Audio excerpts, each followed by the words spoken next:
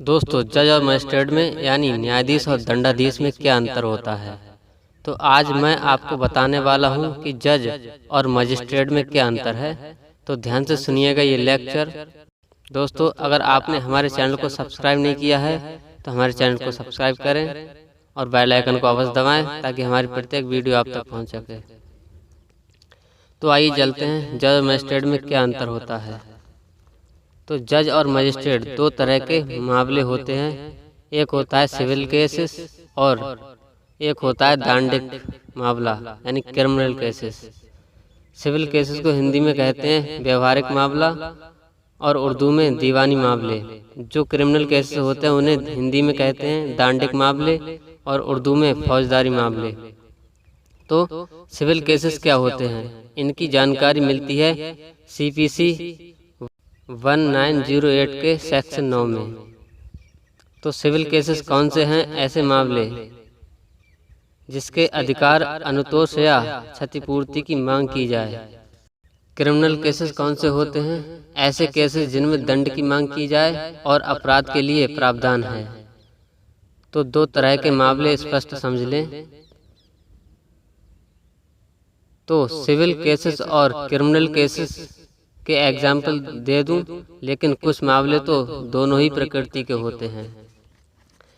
Example के लिए, अगर आपके घर पर किसी ने कब्जा कर लिया है या फिर आपकी ज़मीन पर किसी ने कब्जा कर लिया है और वह कब्जा नहीं दे रहा है, तो आप सिविल केसेस ला सकते हैं और कोर्ट में डिमांड कर सकते हैं कि हमारा घर खाली करवाया जाए। और दूसरी बात, जितने टाइम तक वह आपके घर में कब्जा करके रह रहा है उतने टाइम का कंपनसेशन या क्षतिपूर्ति दिलवाई जाए। ये तो हुआ सिविल केस, जहां आपने मांग रखी कि घर खाली करवाया जाए और क्षतिपूर्ति भी दिलवाई जाए। जितने टाइम से वह घर में रह रहा है उतने टाइम की एक निश्चित रकम दिलवाई जाए।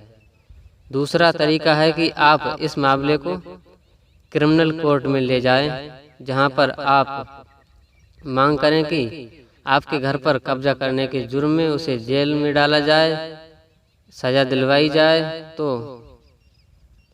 दो तरह के अलग अलग मामले हैं। अगर आपने अधिकार अनुतोष की मांग की है तो यह सिविल कोर्ट का मामला है और इसकी सुनवाई जो कोई भी करेगा उसे कहेंगे जज यानी सिविल जज, व्यवहार न्यायाधीश।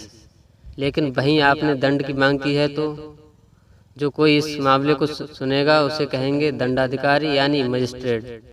इतना ही डिफरेंस है आपकी जानकारी के लिए। लेकिन कुछ मामले स्पेशली सिविल नेचर के होते हैं, जैसे कॉपीराइट के मामले, पेटेंट मामले, ट्रैक मॉक के मामले, प्योर सिविल मामले। लेकिन जैसे मैंने बताया, कुछ मामले द्वैत प्रकृति के होते हैं जिन्हें डोल नेचर के कहते हैं। आपकी रेमेडी की मांग पर डिपेंड करते हैं कि वह केस सिविल कोर्ट में जाएगा कि क्रिमिनल कोर्ट में। तो इतनी सारी बात इम्पोर्टेंट है जज और मजिस्ट्रेट के लिए। ये लोअर कोर्ट में बैठते हैं, अर्थात जो सबसे नीचे होता है। लेकिन जैसे ही हम ऊपर के न्यायालय में जाते हैं, जो होता है जिला स्तर का न्यायालय, तो वहाँ पर अगर सिविल केस जाता है तो वह जिला न्यायालय में जाता है, अर्थात डिस्ट्रिक्ट कोर्ट में। और क्रिमिनल केस जाता है तो वह जाता है सेशन कोर्ट में। जो डिस्ट्रिक्ट कोर्ट में बैठते हैं और जो सेशन कोर्ट में बैठते हैं, कई जगह आपने देखा होगा कि कोर्ट सामने लिखा होगा जिला और सत्र न्यायालय, जिला न्यायालय।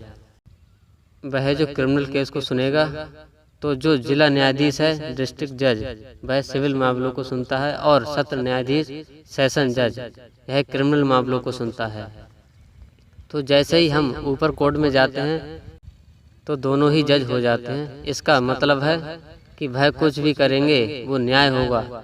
लोअर कोर्ट में जज और मजिस्ट्रेट के ऊपर कोर्ट में दोनों ही जज हैं। लेकिन जैसे ही आप हाई कोर्ट या सुप्रीम कोर्ट में जाते हैं तो उनका होना ही न्याय होता है। इसलिए जो हाई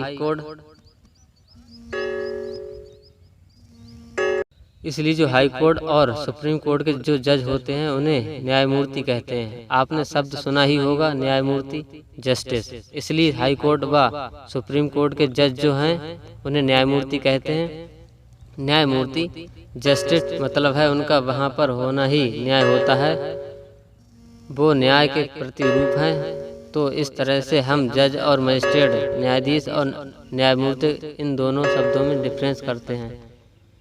मुझे उम्मीद है कि ये काम की जानकारी आपके समझ में आई होगी और पसंद भी। दोस्तों, वीडियो समाप्त करने से पहले मैं आपसे निवेदन करूंगा कि हमारे चैनल को सब्सक्राइब करें, बेल आइकन दबाएं ताकि हमारी प्रत्येक वीडियो आप तक पहुंच सके। धन्यवाद दोस्तों, जय हिंद।